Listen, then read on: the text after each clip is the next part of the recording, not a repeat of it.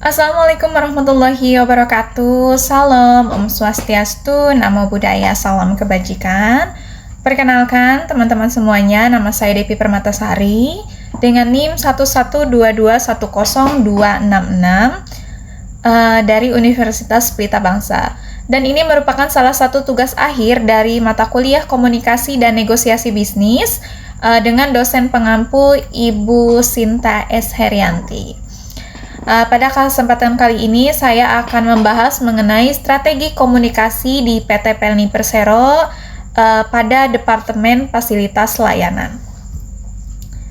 Oke, kita lanjutkan ke yang pertama, slide pertama, yaitu di sini saya akan membahas mengenai komunikasi bisnis itu apa, negosiasi bisnis itu apa, serta manfaatnya tuh apa saja. Komunikasi bisnis adalah proses pertukaran informasi, pertukaran gagasan, atau pesan antar individu atau antar kelompok dalam konteks yang profesional untuk mencapai tujuan organisasi. Sedangkan negosiasi bisnis yaitu proses interaktif antara dua pihak atau lebih untuk mencapai kesepakatan yang saling menguntungkan dalam hal transaksi, kerjasama, atau penyelesaian konflik. Nah, manfaatnya apa saja sih? Di sini ada 4 manfaat ya. Yang pertama ada meningkatkan efisiensi kerja. Jadi, efisiensi kerja itu dapat meningkat ketika proses komunikasi dalam organisasi itu berjalan dengan baik. Jadi, ketika informasi itu disampaikan dengan jelas, dengan akurat, maka itu akan membantu karyawan memahami tugas dan tanggung jawab mereka itu tanpa kebingungan lagi gitu. Yang kedua ada membangun kepercayaan. Komunikasi yang terbuka, komunikasi yang jujur itu dapat membangun kepercayaan, misalkan antar individu atau antar perusahaan dan klien gitu. Ketika pihak-pihak dalam suatu hubungan bisnis merasa didengar, merasa dihargai, maka mereka itu akan cenderung lebih loyal dan kooperatif.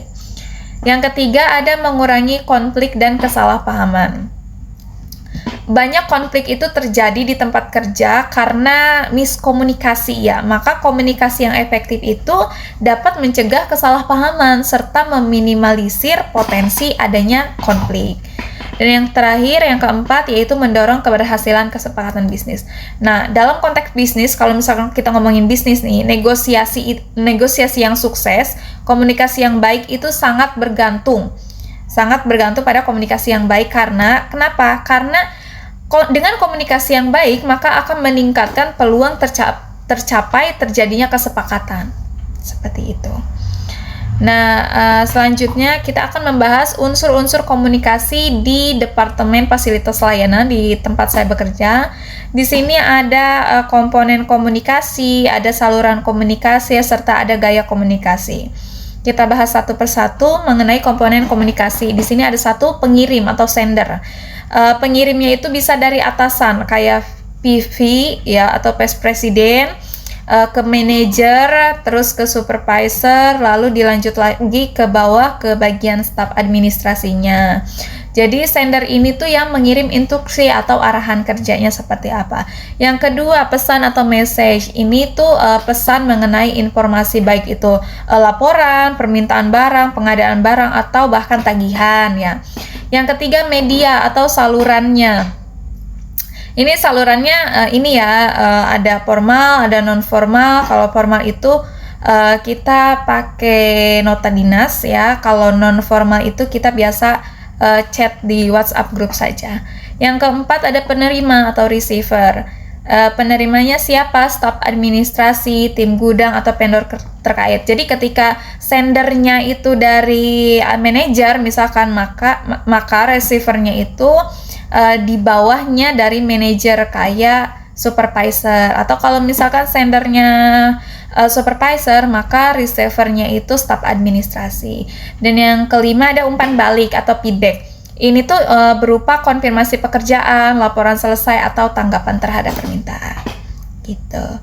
Selanjutnya kita bahas saluran komunikasi. Di sini ada 2 saluran komunikasi. Yang pertama ada formal dan yang kedua ada non formal. Kalau misalkan formal itu kita menggunakan nota dinas. Jadi segala hal apapun yang bersifat formal, informasi apapun itu kita tuangkan dalam nodin atau nota dinas ya.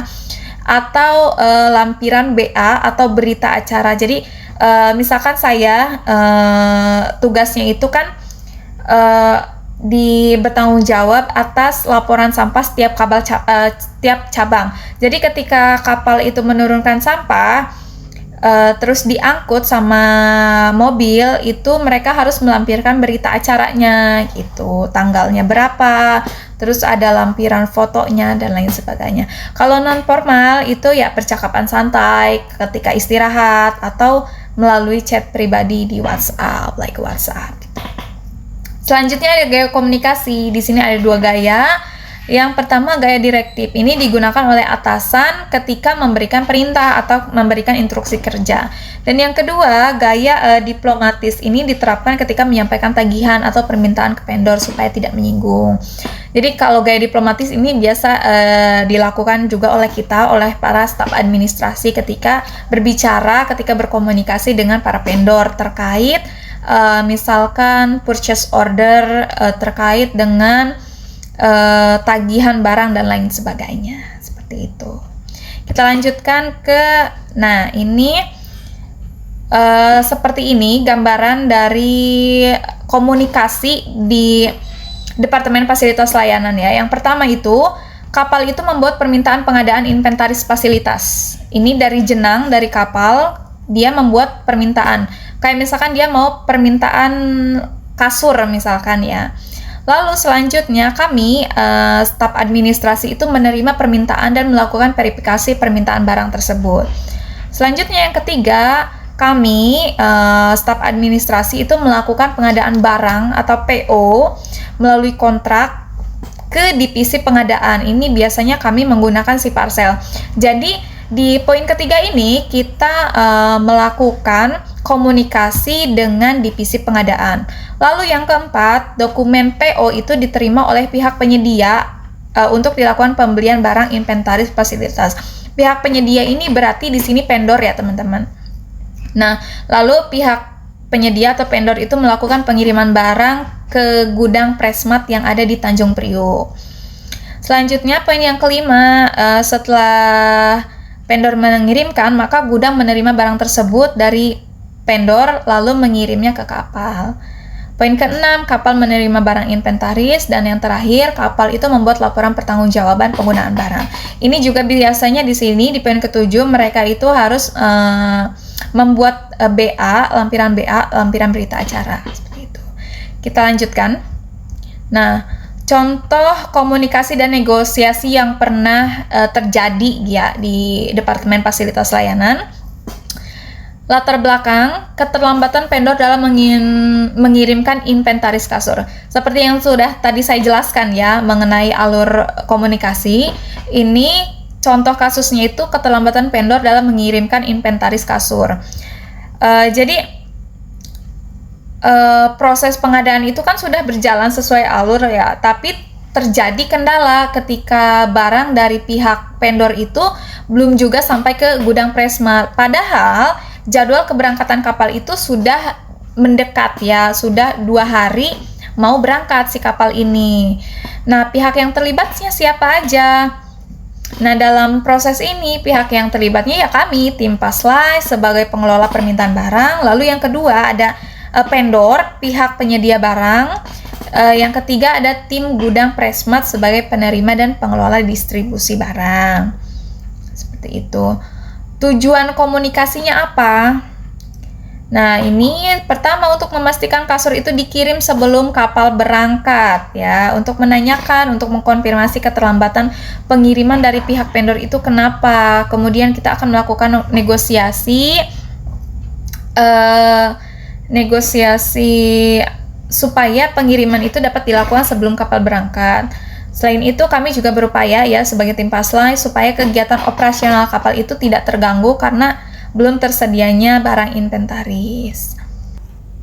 Untuk selanjutnya proses komunikasinya seperti apa? Nah, kami sebagai tim Paslay memulai komunikasi itu dengan menghubungi vendor melalui WhatsApp ya, telepon WhatsApp untuk memastikan posisi barang itu sudah sampai mana dan mencari tahu penyebab keterlambatannya itu apa, seperti itu.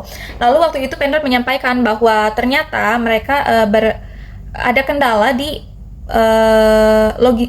pengangkut mereka itu mengalami kerusakan ya, sehingga pengirimannya tertunda. Lalu kemudian kami menjelaskan kepada vendor bahwa kapal itu akan segera berangkat dalam waktu 2 hari dan mau nggak mau barang itu harus tiba sebelum kapal berangkat. Kami juga berdiskusi dengan tim gudang untuk memastikan kemungkinan menerima barang di luar jam operasional. Lalu hasil dan kesimpulannya apa? Vendor kirim barang lewat ekspedisi alternatif supaya pengiriman itu bisa dilakukan lebih cepat. Lalu gudang juga bersedia nerima di luar jam kerja. Karena supervisor ngizinin gudang untuk menerima barang di luar jam kerja, dan gudang juga bersedia untuk mendukung kelancaran pengiriman tersebut. Pada akhirnya kasur dan perlengkapan berhasil dikirim ke kapal tepat waktu dan kapal juga berangkat sesuai jadwal. Itu. Kita lanjutkan ke analisis proses komunikasi atau negosiasinya. Di sini ada gaya, strategi, dan saluran komunikasi yang digunakan. Gaya komunikasi yang digunakan ada 2 ya. Yang pertama diplomatis dan yang kedua ada kooperatif. Diplomatis di sini disampaikan kendala kepada vendor tanpa menyalahkan pihak manapun secara langsung. Juga kami menjaga nada bicara kami supaya tidak memicu konflik ya, gitu. Dan yang kedua ada kooperatif. Kooperatif ini dengan kami membuka ruang diskusi dan mencari solusi bersama ya antara vendor gudang dan atasan tanpa memaksakan kehendak dari satu pihak saja. Strategi komunikasinya ada 2. Yang pertama menekankan urgensi pengiriman. Yang kedua menawarkan solusi alternatif yaitu pengiriman malam. Nah, kami menjelaskan bahwa kasur itu kalau misalkan kasur itu tidak sampai sebelum kapal berangkat, maka hal tersebut akan berdampak pada kenyamanan dan operasional kru kapal. Selain itu, kami juga menawarkan solusi alternatif beberapa kemungkinan pengiriman barang di luar jam operasional.